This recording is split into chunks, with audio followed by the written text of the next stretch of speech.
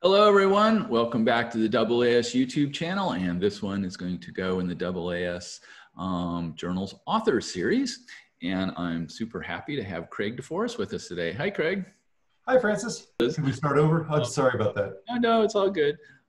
Frank, Francis, nobody ever usually gets my last name right. So I'll let you take a chance. What do you think how do you say my last name? Timmins? I'll answer that. It's Timmy's, long E, but it's all good. So where are you at, Craig? I'm sorry, say again? Where is your geolocation? Where are you located at? I'm in Nederland, Colorado, which is in the mountains above Boulder. I've been up here for about 3.5 months because of the COVID pandemic. Normally I work in an office down in Boulder. Okay, cool.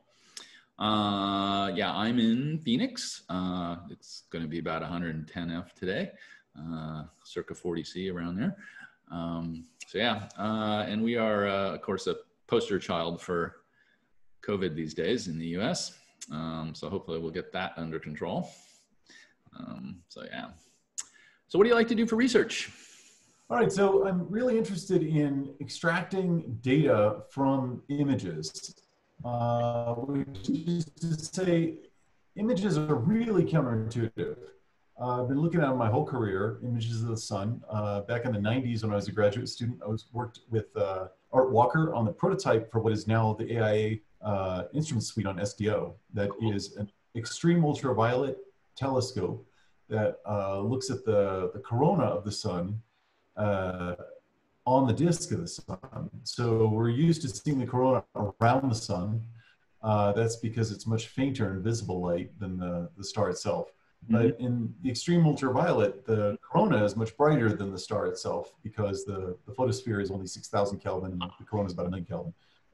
So working on those kinds of distributed object, time-dependent, photon-limited images has been my bread and butter for a long time. And pulling information out of those images is harder than you think, right?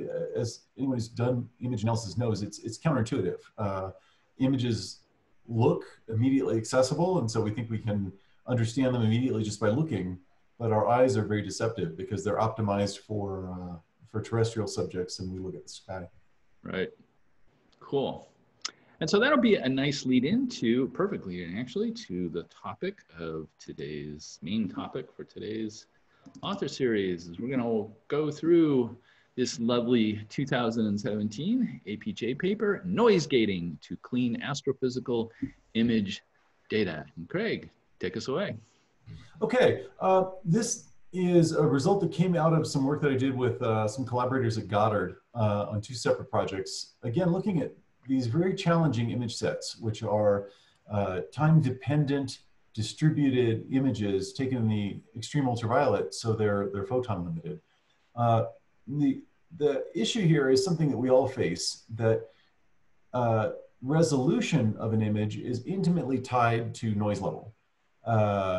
When you have noise in an image, the photometric uncertainty gets larger at small scales. So the smaller scale you go, the fewer pixels you're sampling, the more proportionally noise is in the image. We typically see that in an interplay between the smallest object you can see and the amount of noise in the image. Okay. So if our images look noisy and photon limited, we say we need a longer exposure, we need more photons. Yep. Or if all we have is the original data, we blur those images a little bit. And that effectively provides more averaging, just like a longer exposure would, only in space instead of in time. Right. So the trade that we usually make is between resolution in space or in time and sensitivity of the image. And so there's a fundamental limit there that the noise of the image is, in order to get rid of the noise, we have to smooth in either space or time, and that reduces the noise floor, but it also throws away the data. Right. And so I try to make a pass at improving the signal-to-noise ratio of our images using just a little bit more smarts than a simple averaging process. Okay. So this paper was inspired by something audio engineers know all about, which is noise gating in the audio field, Okay. where if you've listened to digital audio in the last 20 years, you've heard noise gated audio. Most professional outfits people will record some silence in a venue before a performance or before an interview. And then that silence is used to set a baseline for sound levels. Okay. So you take the background noise level, you take a Fourier spectrum of it, and for each piece of sound throughout the audio clip, you take a Fourier spectrum, and any components that don't rise above the noise level, you just zero out. Okay. It makes a much cleaner recording. Gets rid of things like 60 hertz hum very well, but it also gets rid of background noise, hiss, even crowd noise. So a very useful technique. So we generalize that to 2 dimensions in images and even to 3 dimensions in time-dependent image sets. Cool. Cool. There's a little bit of statistical difference between photon noise and the kinds of noise that enter an audio recording. So there's some little Phillips there, but I was amazed at how well it worked, and so we wrote it up.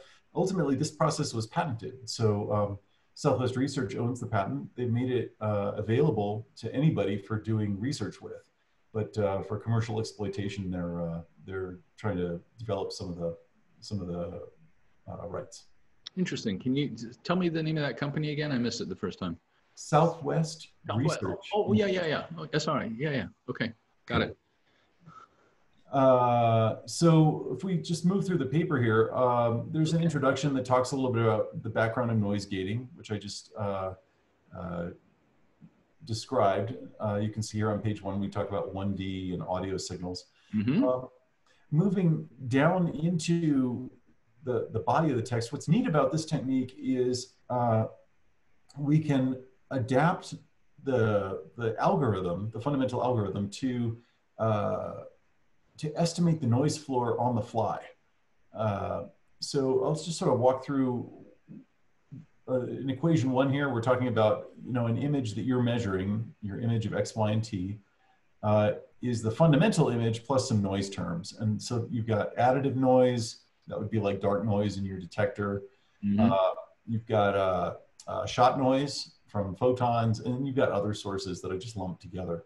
But the 2 dominant terms generally are your detector noise, the additive noise, and the shot noise from photons. Yeah. So moving down, we sort of developed a way to scale that noise based on the brightness of neighborhoods in an image.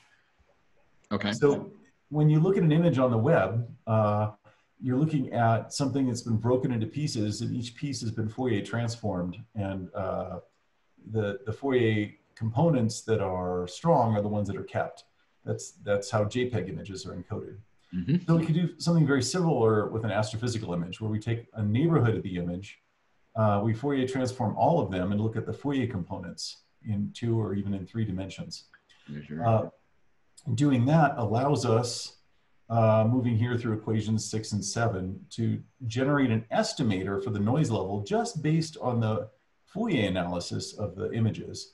And so in the paper, we develop how to develop a scaled noise model based on the amount of shot noise that's expected in each part of the image. Okay. If you have an astrophysical data set or really any data set, we've used this on medical imagery and so forth, and it works like a champ. You run it through this estimator process, and it'll develop a noise characteristic that is a constant of that measurement.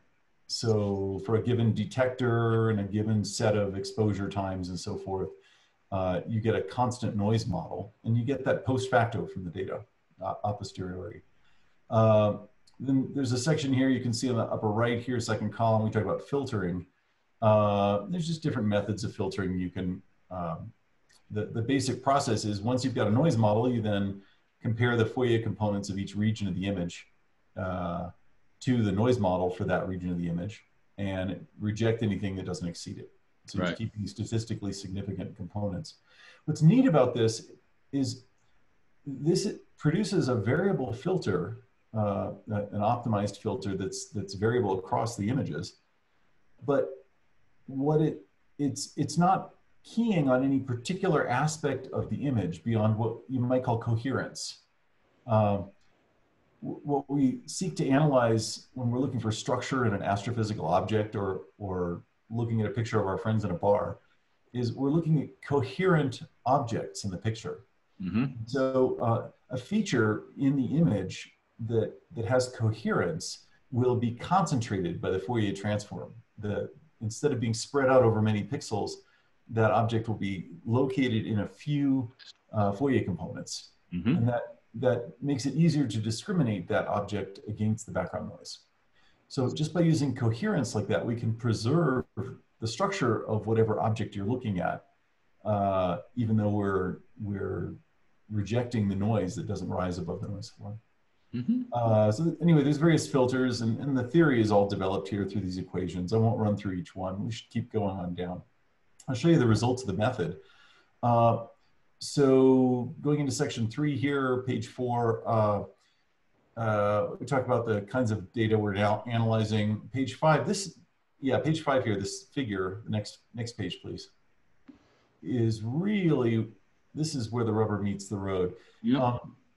Again, we encapsulated all this in some code that's pointed to by the paper that you really just run it blind on a set of images, and it does what appears to be magic almost. So upper left here, you've got an image from SDO, the Solar Dynamics Observatory. And what you're seeing here is extreme ultraviolet light, 171 angstroms. And you're seeing plasma that's at about 1 million degrees. And there are lots of time-dependent features on the sun. They're varying minute to minute. So you can see that the upper left image here is photon limited. You can clearly see the shot noise in all the bright features.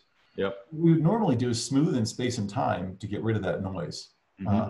So if you look down, so lower left panel here, you can see a smoothed image. This has been smoothed with a Gaussian in both space and time.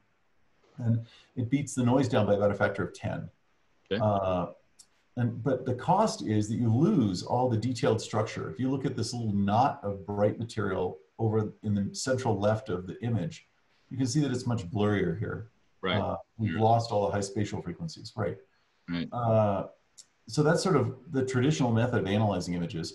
Using the gating, you can see that we recover all the structure, but get rid of the shot noise.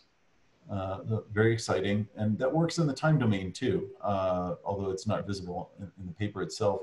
There are movies in the online version on the Astrophysical Journal website. Yeah, take a look. Ahead. Sorry, Frank? Yeah, I encourage people to take a look at those. They're pretty impressive in the time domain. Thanks. If you look at the residuals, you can see that the noise model pretty well is getting just the noise. There's essentially no solar structure that's echoed back in the difference image. You can see that the amplitude of the noise varies according to the brightness of the image. That's expected because we're modeling shot noise. So there's more shot noise in brighter regions. So very exciting. We use this because this is a solar physics image. This is the type of image for which we developed the method. Mm-hmm. But there are many other applications that are much more spectacular. If you want, I can share a couple of them with you, or we can just leave that for a future sure. for reference. You want to try sharing them now? Let's see what we got. Boom, boom. Let's see if I can pull up the.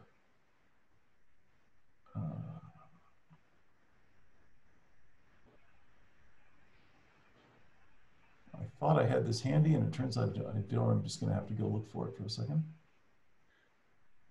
You are editing this later, yeah? Usually not. Excellent. I like to keep it casual, conversational, single take because it's real life. Okay. I don't want a highly polished, highly edited video. So keeping it real. Okay.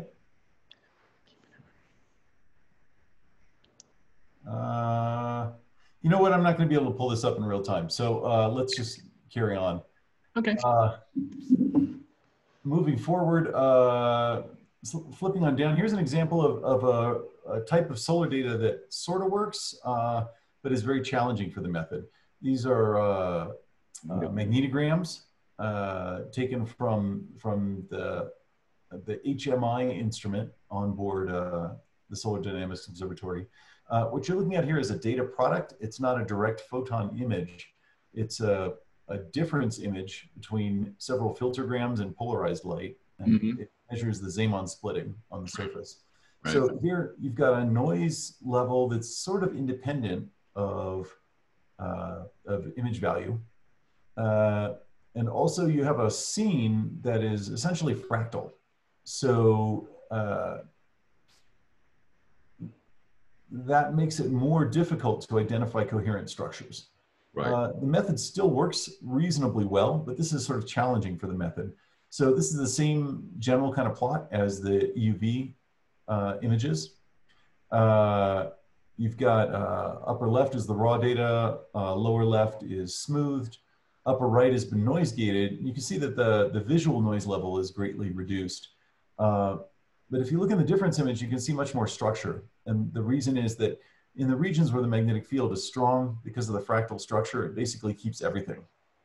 It's not well concentrated by the Fourier transform. And so just regions where there's a lot of signal to noise, it doesn't do much blurring.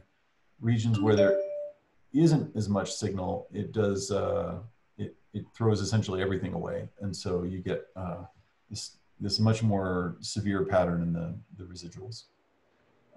Moving on down. Yep. Okay. Down here, you can sort of see what's happening to the noise level in the magnetograms. Over on the left, you've got a noise model. This is a histogram of image value, and the purple line is the actual data. Okay. And when we smooth it with a Gaussian, the data tend to collapse towards zero. So the dashed green line, this central peak, is the smooth data. And this is a log plot on the histogram. So the Gaussian background noise, or the background noise, is fit by a Gaussian model very well. That looks like an inverted parabola on this kind of log plot. So you can see the broad Gaussian noise floor from the original data, reflecting a noise level on the order of a few teens or 20 Gauss. Yeah. And after smoothing, it gets smaller. But if you compare the noise gated line, that's the thin dotted green line, it sort of overlays on the Gaussian smoothed line in terms of the noise level, but we've preserved the resolution and the strong features. Thanks for that. Good. Yeah, zooming in. So this is sort of just illustrating that we can reduce the noise in an amount that's comparable to a pretty severe smoothing process, but while retaining the resolution of the statistically significant features. That's pretty neat. Yeah. Yeah, it's kind of cool. Moving over to figure 4 on the other column, if you just slide it over. Yeah, this is sort of just showing that we can cook. This is a cut through the magnetogram, just so you can see what it's doing to individual traces in the data. So each of these traces is a cutout along a single raster of one of those images. The purple is the original data. The green is noise gated, and you can see that lots of small features are retained, even though the fuzzy noise on top of it is gone. And then down below is the Gaussian smooth curve, and you can see that the noise is gone, but also the individual features are spread out a little bit. These curves are offset, of course, so that you can see them better. This is sort of a subtle effect because we're trying to show the limits of the method, but it's hard to downplay, as you know from having looked at the website and some other things. This is a really surprising result, that we're able, post facto, using a posteriori analysis, to reduce the noise floor typically by an order of magnitude, which is equivalent to lengthening your exposure time, as you know, by a factor of 100. So it just goes to show that even with a pretty rudimentary post-processing method, there's a lot more in our data that we're just not taking advantage of yet. I think there are a couple more figures we can probably explore if we move down. Sure. And this is a next image. Okay. Yeah, so this was interesting. This is going back to NIXT was one of the early prototype imagers that could make this kind of image in the extreme ultraviolet. It's a sounding rocket. It used photographic film to collect its images. Awesome. Thank goodness we don't have to do that anymore. And so I just wanted to see what we could do post facto and whether this actually performed. So Leon Golub, who was the PI for that mission back in the 90s, was kind enough to send me some data, and I produced some of these sort of variations. So if you look at the 1 second versus the noise gating versus the 10-second exposure on the right, you can see that the noise gating really does reduce the noise and highlight features that are visible in the 10-second exposure, but not the 1 second exposure during the same rocket flight. That was sort of neat to see that that even with something that's as photometrically weird as film, we could still get something out of it. Yeah, that's awesome. And of course, readers of the APJ will know that Leon is the lead editor for the Solar Physics Corridor. Absolutely. Moving on down. Famous Lena. Sorry? The famous Lena. Oh, famous Lena. Right. So I felt a little embarrassed about this given its original source material, but this is sort of the industry standard image for looking at data processing. Right. So we took the Lena image, we applied shot noise to SNR equals 1 in a given pixel, and we used multiple instances of that to generate a 3D data set so we could sort of show the performance in 3 dimensions and in 2 dimensions. So the reason this process works really well with time-dependent data is you have 3 dimensions to work on. So if you have the ability to examine that extra dimension, you get an additional parameter of coherence that the algorithm can exploit. So we're able to recover the photometry. We can reduce the noise by I think the factor is about 6 in 2D, and in 3D it gets to about 10. Yep. So yep. Very exciting. The image still looks kind of speckled compared to some of the cosmetic methods that people use, but we got to remember this is a photometric method. So yes. We're aiming for photometry over cosmetics. Awesome. Is that our last image, or is there one more in here? That is the last one. All right, good. So anyhow, this is something that really surprised us when we came across it. We've used it in a bunch of analyses since then. It's pretty well encapsulated. So there's code that you just sort of fire and forget. There's a couple of parameters you can set, but you don't have to. It's kind of like the JPEG algorithm that if you want to tune it, you can get better results, but it works well enough if you just apply it. So if you have data that are noisy, especially if they're time dependent, but even if they're not, and they fit this mold of sort of being of a distributed object, it's probably another good tool to have in your toolbox. Yeah, so let me ask about the sort of the future of where we go, given this noise gating technique. Are there sort of smarter ways, for example, using some of, I'm just making this up as I go because I don't know, some of these neural network deep learning techniques to estimate what that backgrounder is before you apply the gating technique or something like that. So as you look forward, what are sort of some improvements that could be done to extract even more signal out of a noisy image? Well, I think AI is an obvious choice, and people are using that in cosmetic imagery or in visual imagery. For photometric work, I tend to be very skeptical of AI, and the reason is it's a black box, right? We're looking for phenomena that we don't expect, and so it's very hard to know what the algorithm expects versus doesn't expect. Fair enough. Okay. With an AI, we're training something on things we know about, right? And then applying that to things we don't know about. And so one has to be extremely careful. I'm sure that an AI can do better at removing noise. The question is, can an AI do better at removing noise and you know what it's doing? In this case, because there's a little bit of math involved, the method may act like a black box, but it's very accessible. You know what's happening. You're looking at particular Fourier components in the spatial domain or inverse spatial domain, and keeping the ones that are statistically significant. And so while that's a little more complex than just blurring, it's also tractable. You can propagate an error analysis through it. Right. Whereas it's hard to imagine how you could really rigorously treat the errors from an AI. Yeah. Yeah. I get your words of caution, shall I say. Cool. Well, you know, never trust your data. So is this being used on something on the Parker images or things like that? So we haven't applied it to the Parker images. There's some stuff in the works for that. Okay. It was not used for the initial wave of first results papers, but yeah, the Whisper instrument is a classic example of a data set that would benefit from this. And they're quite aware of it. I'm working with that team to apply this.